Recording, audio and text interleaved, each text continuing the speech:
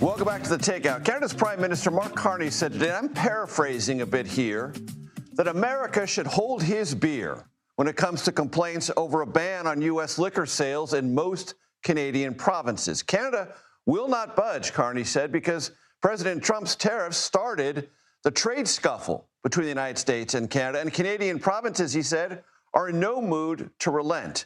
This, as talks, still not formally scheduled, are to commence sometime in the near future on a new U.S.-Mexico-Canada trade agreement. Doug Ford, Premier of the province of Ontario, joins me now.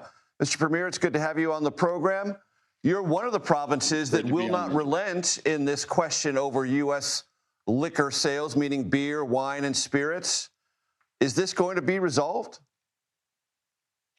Well, as soon as President Trump drops the tariffs on our steel, aluminum, on our dairy, on our lumber, and we'd be happy to drop them if President Trump dropped their tariffs.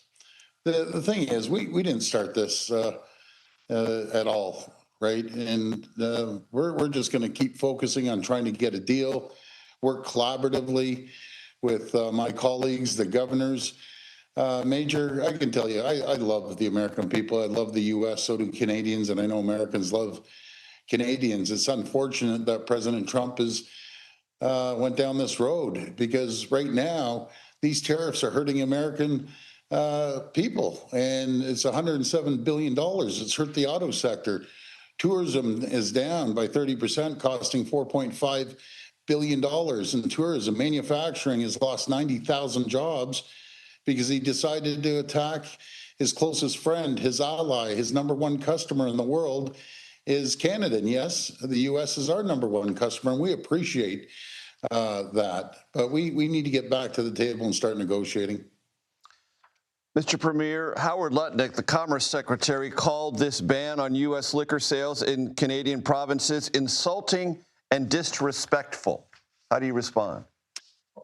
Well, I'm not going to go back and forth with the secretary, but what's insulting is when they're attacking the great people of Canada that love Americans, that targeting our auto sector, targeting our steel and aluminum, and the dairy and lumber.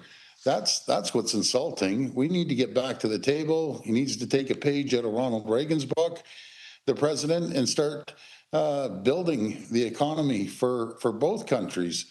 And that's what we need to do. People wouldn't be losing their jobs in the U.S. if he signed this trade deal.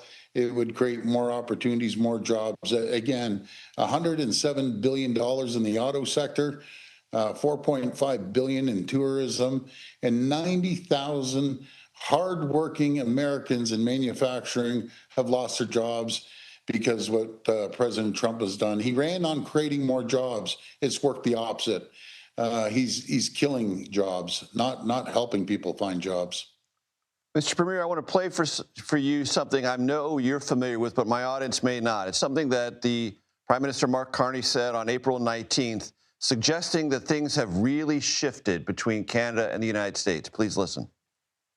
Many of our former strengths, based on our close ties to America, have become our weaknesses that we must correct. Workers in our industries most affected by U.S. tariffs, in autos, in steel, in lumber, are under threat. Businesses are holding back investments, restrained by the pall of uncertainty that's hanging over all of us. The U.S. has changed, and we must respond. Former strengths have become weaknesses. The U.S. has changed, and we must respond.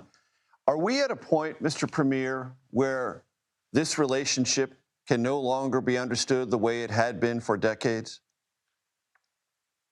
Well, I think President Trump has done tremendous damage, but we differentiate between President Trump and his policies versus the great American people. But what we've done as a country, what I've done as a premier, is we've increased opportunities around the world. We're up 288% in trade in Vietnam, 241% with Brazil, 194% in the UK, Switzerland, 132, Asia's 120, and the list keeps going on. So we're diversifying our trade, and that's the problem to bring that back now. So there's a lot of damage that President Trump's policy has created. 9 million Americans wake up every morning to build a widget, a product, or a service, just Ontario, not the rest of Canada, just Ontario. That's 9 million jobs that are at risk. He's damaging the economy, and the quickest way to solve it is sign the deal. It's very, very simple resolution. And yet there are no talks scheduled currently with the United States and Canada on that next phase of the deal. And the U.S. Trade Representative said this week this disagreement over the banning of U.S. alcohol sales in Canada, in some Canadian provinces, may result in an enforcement action, meaning more tariffs or more penalties to Canada. Well, that just cost Americans more jobs. Simple as that. Every tariff is going to cost on Canada is going to cost Americans thousands and thousands of jobs. We've seen it already, people losing their jobs. We've seen it in the auto sector, in the manufacturing sector. So if he wants to hurt his own people, that'd be really, really unfortunate. How you resolve it, let's sign the deal. Everyone grows. You can't unscramble an egg that's been around for generations. You have to make the omelet larger. And again, take a page out of Ronald Reagan, the greatest president ever. He was all about free trade and growing the economy on both sides of the border. Ontario Premier Doug Ford. Mr. Premier, thank you very much for your time. I appreciate it. Thank you. We love America. Thank you.